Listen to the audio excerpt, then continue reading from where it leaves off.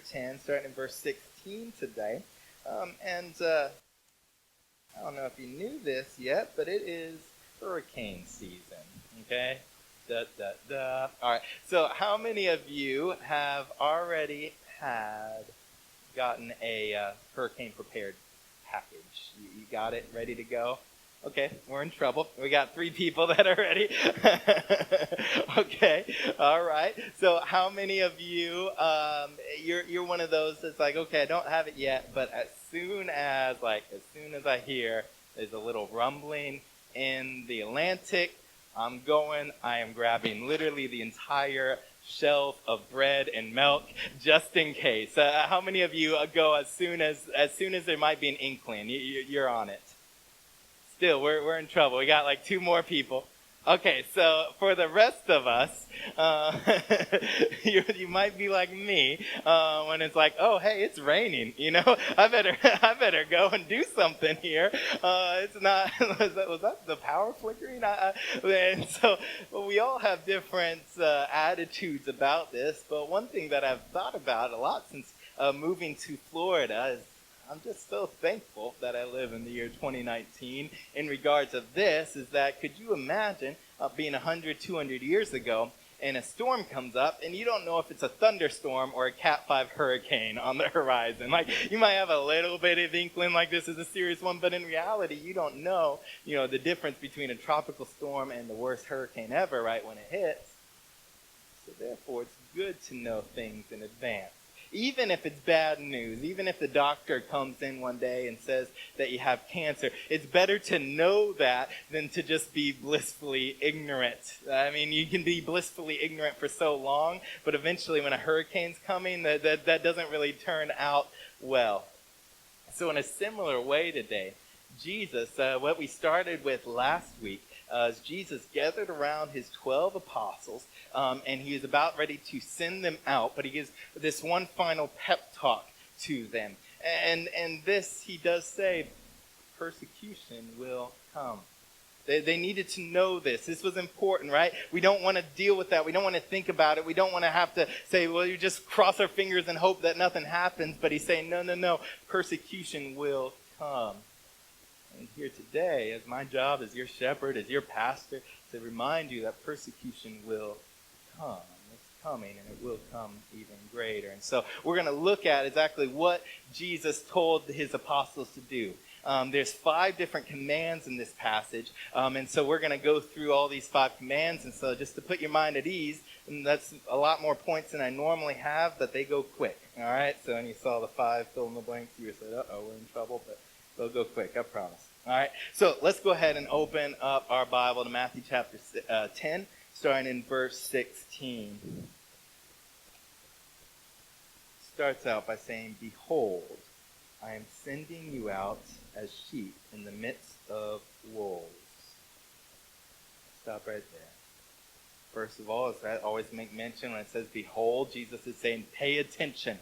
Don't miss this, all right? I want you to lean into this, is what Jesus is saying. I am sending you out as sheep in the midst of wolves. Now, in a way, this is kind of like Jesus giving his apostles kind of a pep talk right before they're about to be sent out to go preach the gospel in all of Israel. Compared to today, if this was a sports movie or a wartime movie, he's not a very good pep talker, right? Because could you imagine, in Braveheart, William Wallace saying, instead of "they'll never take our freedom," he's like, "we're sheep and they're a bunch of wolves." Like, that doesn't actually get me really pumped up, Jesus. I should be the wolf. Like in last a couple weeks ago when we looked in Matthew chapter 9, he said that the multitudes were like sheep without a shepherd. And so if I was trying to get my boys pumped up, I'd say, and we're going to be some wolves and we're going to tear them up for Jesus, whatever that means. But Jesus doesn't say that. He turns in and he says, no, you are sheep and I'm sending you out among wolves. Whenever I was a smaller child, and, the metaphor for sheep in the Bible is used constantly for Christians. One of the most common things that Christians are called is sheep. I used to be like, well, that's good. Like, sheep are kind of cute. Like they're fluffy. Like nobody doesn't like a sheep. That's good. But obviously, the older that I get, the more that I realize like sheep are dumb, right? Let's just be honest. and they're defenseless. If you do something against a sheep, if a sheep is just walking along and a wolf jumps out at them, the sheep, all it can do is run away. The problem is the wolf is still faster. Like there's nothing that a sheep can do. And so really the smartest sheep are just the ones in the middle of the pack. That's how you know which ones are the smart ones and which ones are the dumb ones, right? But that's what Jesus calls us. I think it's more importantly, the metaphor I think works when you realize the only protection that a sheep has is when it's with its shepherd. It has to be near the shepherd. It has to draw close to the shepherd. The shepherd will protect it. The shepherd will lay down its life for it, Jesus said. And so it's just a good reminder for us. As we go out, we often think of ourselves saying, oh, I got this. I can handle this. I can do it.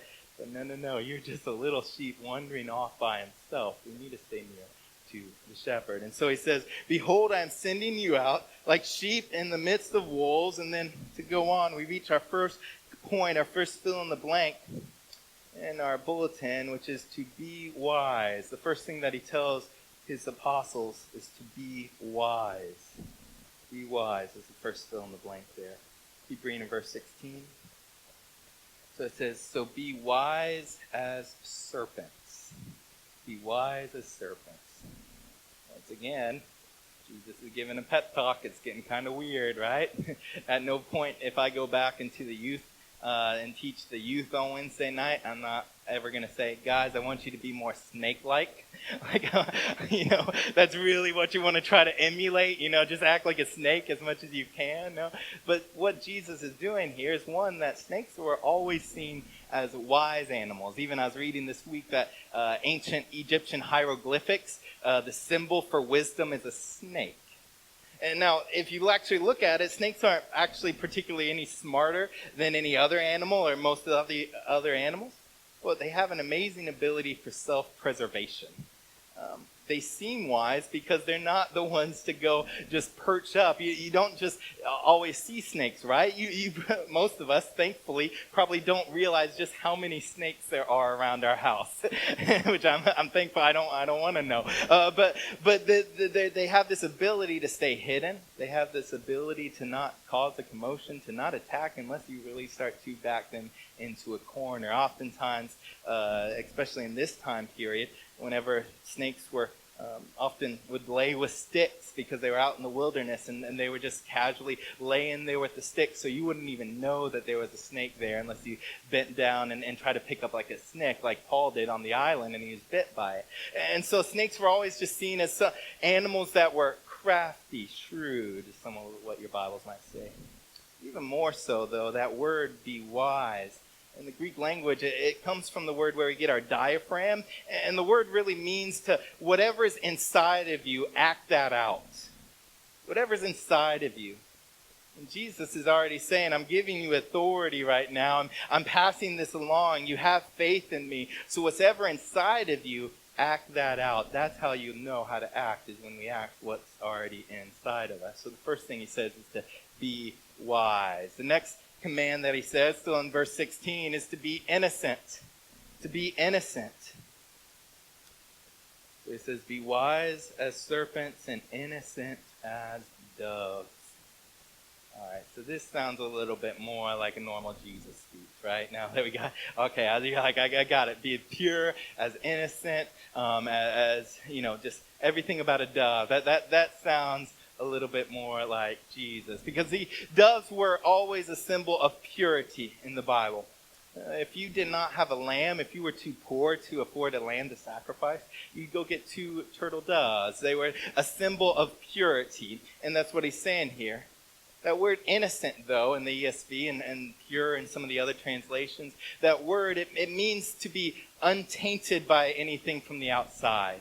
To not have anything mixed in there that's not of God. And so what he's saying here is to be wise as a serpent. He's saying act, whatever inside of you, act that out. And then he's saying be innocent as a dove. Don't let any of the outside world get in.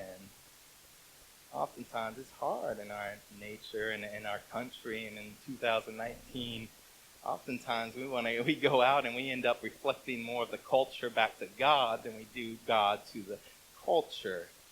But that's why we have to be wise. We have to be shrewd in a way that we're self-preservation, that we are just naturally acting out what's already inside of us.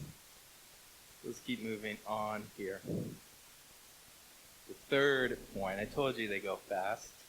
The third point is beware. Beware.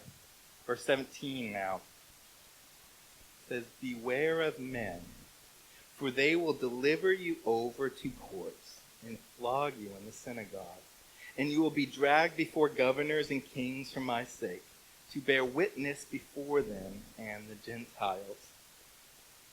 Now, it says to beware of men. I say that doesn't seem right. Aren't we called to minister to people? Aren't we called to love the community? Say, Pastor Joel, you're constantly talking about how we are to evangelize, and now you're saying to be scared of them, to guard ourselves against them. And what he's actually saying, I believe, is to beware of the men that are the wolves.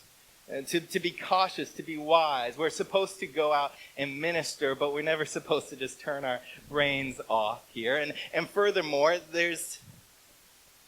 when we talk about persecution, oftentimes, I don't know even if we fully understand it, right? Persecution, it doesn't mean that we go and seek after it. Sometimes we ultimately glorify it a little bit too much and say, oh man, if we were just being persecuted, then we would really be saved, we'd really be a Christian.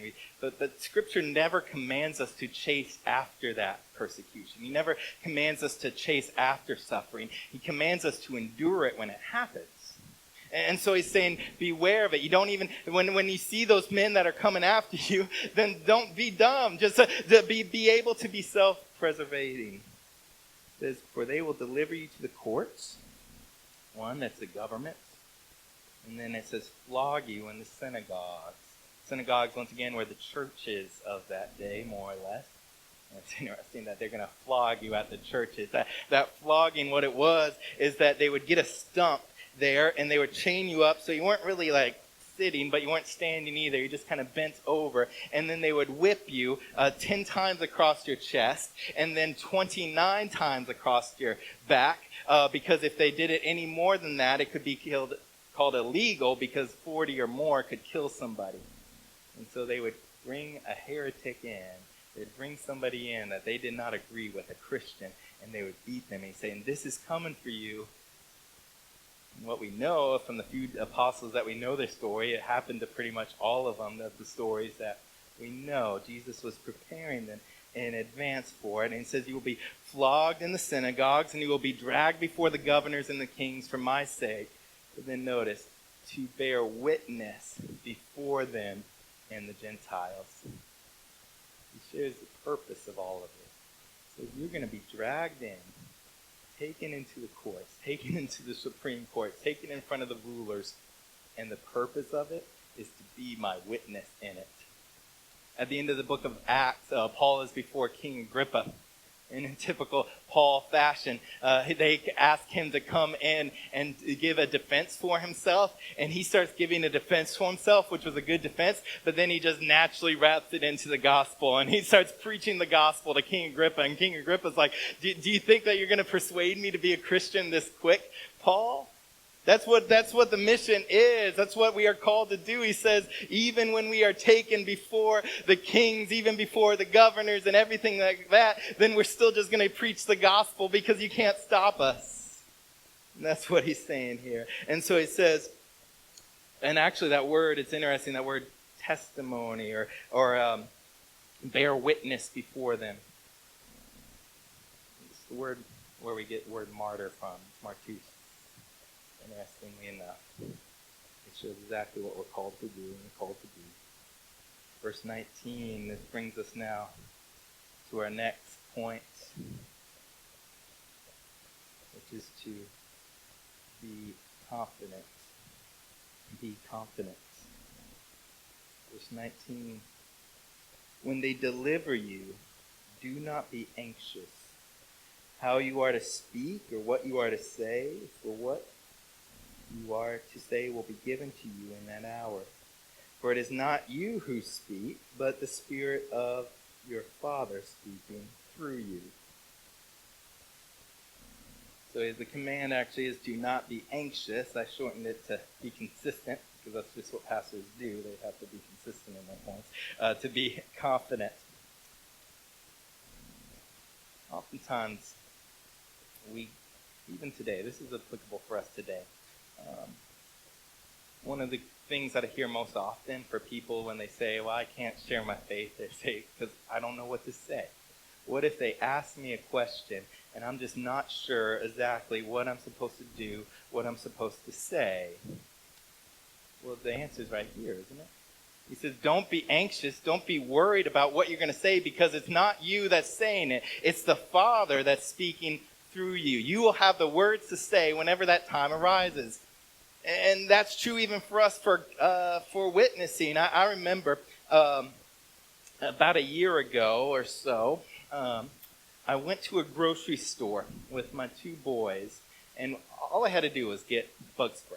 And so it's that one thing, and you just want to run in, grab it, get out, and we're going to go do something outside. And so I just ran in. I was looking through to see, which bug spray to get for all the kids and all that and everything like that. And I was looking through it, and then there was a lady that was stocking the aisles right beside me. And she started saying something like, oh, you have such cute boys. And, I was like, okay, thank you. And I was still kind of just, still doing my thing. I'm trying to figure out which bug spray to get. And then she kind of kept talking, asking, how old are they? Oh, I have grandkids too. And so after a couple minutes, I was like, okay, I guess I'm not buying bug spray. Let's just talk right now. Have you ever been in one of those situations? There's like, I'm not going to get away from this anytime soon. And I really, it wasn't unprovoked. It seems like she was just a woman that just really needed to talk to somebody that night. And she started sharing her whole life story with me, more or less. And she said, well, I just recently moved back to Florida. We moved up to Georgia, and in Georgia, we moved to a small town, and we went to a small church, and she said, unprovoked, I have hardly said a word.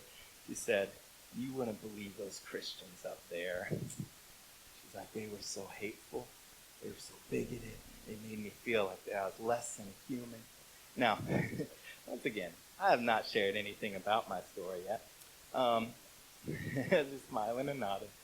And she then went to go on, and she started talking about how awful of experience that their hateful and bigoted pastor was up there.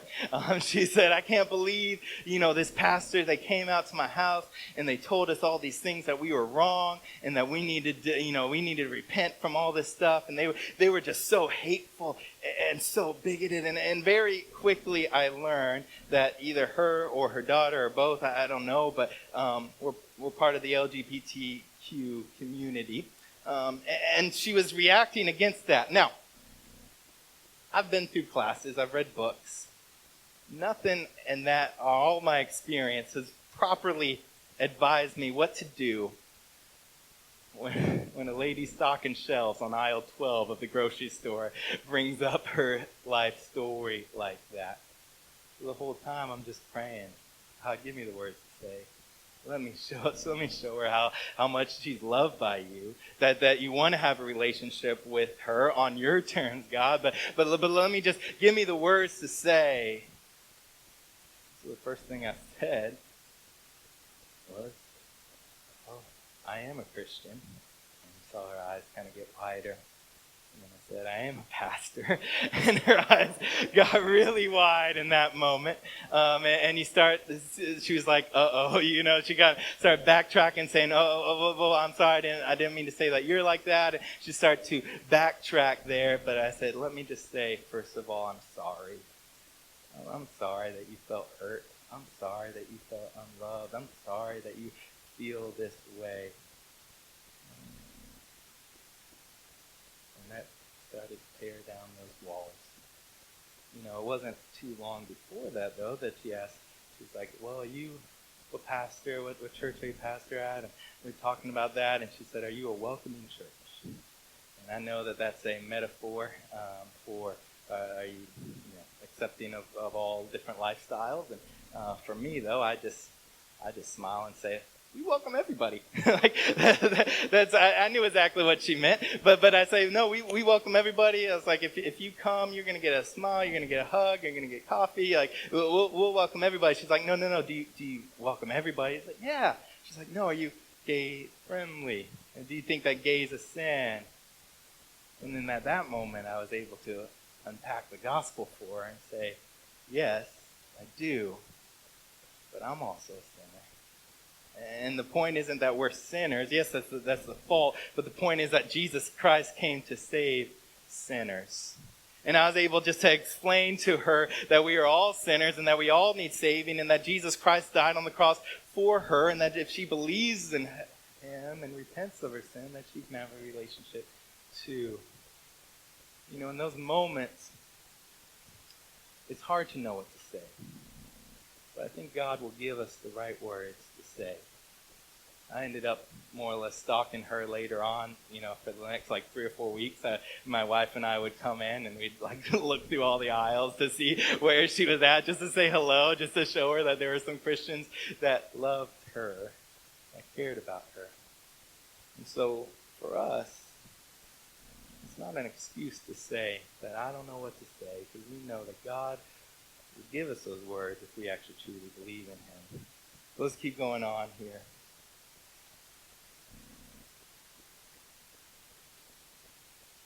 Verse 21. Brother will deliver brother over to death, and the father his child, and the children will rise against parents and have them put to death. And you will be hated by all for my name's sake, but the one who endures to the end will be saved. So he lists 3 different relationships: brother with brother, father with his child, child with his parents. And really, I mean, these are the closest relationships that most of us probably have in this world, right? With our brother. Nothing's closer than a brother, right? Than our father or our mother. I mean, could you imagine being in a situation where you have to give up your brother unto death because of what they believe? Or give up your child to death because they are a Christian? Or to give up your mother or father to death because of what they believe? He's saying. And so later on in this chapter, what we're going to get to in a few weeks is that Jesus then says, if you love your father or mother more than me, then you're not worthy of me. Why? Because they're going to deny you. The unbelieving people in our lives eventually there'll have to be a confrontation there. And so Jesus is saying, you must love me more than you love any of them. But notice how it ends. In verse 22 it says, but you will be hated by all for my name's sake. You will be hated. Here's an encouraging word for you this Sunday morning. I know right about now you're like, oh man, I'm so glad I got up early to hear about how I'm going to be hated. But that's what the Bible says. And that's what's happening around us in our culture today, that we are hated by what we believe and the stands that we take, even though that we're trying to be the most loving individuals that we can be. So we shouldn't be surprised when that happens. We can be saddened by it. We can be joyful that we get the opportunity to be persecuted for him, and we can be heartbroken over the fact that they are not with Christ, but we shouldn't ever be surprised by the fact that people hate us for being Christians. It says, but the one who endures to the end will be saved. That's not saying that if you don't endure, you're going to lose your salvation. What that is saying is that if you truly believe in him, it will be impossible for you to walk away. It will be impossible for you to deny him. Because Scripture is very clear. It says, if you deny me, Jesus says, then I'm going to deny you because I never knew you. And so Jesus is very clear about this, that if you're one of my child, you will remain with me. You won't be able to walk away. And verse 23, the last point here as we're wrapping up, is to be willing to flee. Be willing to flee. Verse 23 says, when they persecute you in one town, flee to the next. For truly I say to you, you will not have gone through all the towns of Israel before the Son of Man comes. So when they persecute you in one town, flee to the next. Once again, been cast for the lead in a sports movie or a wartime movie, right? Once again, it doesn't sound inspiring. It doesn't seem like what we ought to do. And in our mind, like, no, if something bad happens, I'm standing my ground. This is my land. I'm going to, buckle up my bootstraps and I'm going to stand here and you can't ever tread on me. You can't come at me. But Jesus is saying, no, whenever they persecute you, then go ahead and leave, to flee, to run away. Why? Because we're sheep. That's what sheep do. Whenever we're attacked, we run. But Jesus has a specific purpose in mind for telling his apostles this. And the reason why is because as we read through the New Testament, we see that all the believers were centered around Jerusalem, and it wasn't until persecution came did they start to scatter to Judea, Samaria, and the uttermost parts of the earth. The whole history of the church, why the church is on every single continent, why there's been billions of people saved, is because when persecution comes, we scatter. And so for us, if ever persecution comes and tries to shut down our church, all of a sudden, we just now started about 50 brand new churches in the Brooksville area. And before too long, those 50 churches will probably far outweigh the impact that one church can have. And so Jesus says, flee, get out. I mean, this is a benefit for us. That's why America is here, right? The pilgrims were fleeing religious persecution and they came over. And God has used that in a mighty way. And so we don't have to be scared. Once again, every so often I hear people say, like, well, I get up and I pray that we face persecution every single day. And I'm like, don't pray that. One, it's evil. Persecution is demonic at its core, that somebody would come and kill an innocent Christian. But furthermore, pray that we remain faithful. Pray that we grow, that we see people, that the kingdom grows, that the church grows. And even if it takes persecution to get there, pray that we remain faithful. Persecution's never the goal. We shouldn't glorify it by any means. But we're not afraid of it either. There was, it says, just to finish off this, it says, you have not gone through all the towns of Israel before the Son of Man comes. There's multiple different ways that can be taken, and I don't have time to get into all of them. What I believe that the phrase means, it's actually a reference to the second coming of Christ. And he's saying that go ahead and flee, go to a next town, because you're never going to reach everybody for the gospel. There's always going to be more people in the next town over that we can continue to reach. And even for all of Israel, there's still a lot of Jewish people in Israel right now that do not know the Lord. And so whenever persecution comes, just go to the next town until I, the Son of Man, comes back again. 5 years ago, I think it was 2015 actually, there was a school shooting in Oregon in a community college. Unfortunately, with as many of these type of shootings that we have right now, it's hard to keep track or even remember them, right? But there was 10 different students killed that day in Oregon and about 20 wounded. And that story was unique to me. I remember it clearly because whenever the story started to come out, we found out that there was a gunman that was in a community college. He went in and started shooting the teachers and shooting the people in the hallway. And then he walked into a classroom and he killed the professor immediately. And then he turned to the people that were now hiding under their desk. And he looked at one and he said, "Are you a Christian?" And they said, "Yes." He said, "Good, because you're going to meet your God now." And he shot them. What amazed me about that story is that there were more than one student killed in that class. Meaning that they saw somebody else. They saw somebody else stand up and say, "Yeah, I'm a Christian." And then they got shot, and then it turned to them and said, "Are you a Christian?" And they stood up too. And I know for me, it's like, I don't know if I could do that. Like, do I have it in me? What would I do? And in all honesty, at this moment, I probably don't have it in me. But in that moment, I know that the Lord will place it in me.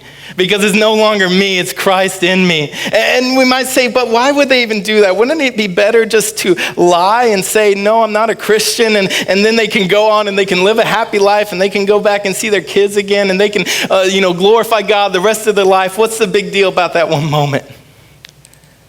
But you have to understand, if they were to deny Christ in that moment, they would be denying the power to raise up from the dead at all. It's a paradox, don't you see? That the fact that we can cling to Christ, that we can actually overcome death, even when clinging to Christ means that we die. And that's the call for every single one of us. It's so easy. It's so easy just to live a life where none of this is going to matter to some of you. You could have tuned me out the entire time because it's not going to make a lick of difference, because we live a life that persecutions never come, because we never actually live out our faith. We live a life in such a way that, we come to church a few times a month and we sing and we enjoy it, but then we go to workplace and nobody in our workplace knows that we're a Christian. If persecution comes, I'm good there. Like nobody's ever going to catch on that I'm a Christian.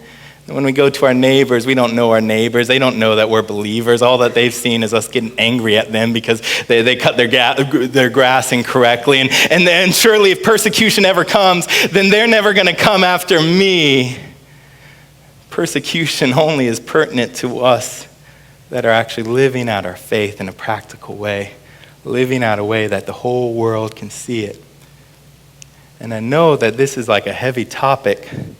This is a weighty topic, but in the same way, I think it is a glorious topic and full of good news. Because what Jesus is saying is no matter what comes our way, no matter what happens, he is enough. That even if they take our lives, we will be with him in all of eternity. What better news is there than that? That no matter what happens to us in this life, nothing can separate us from the love of Christ. Amen.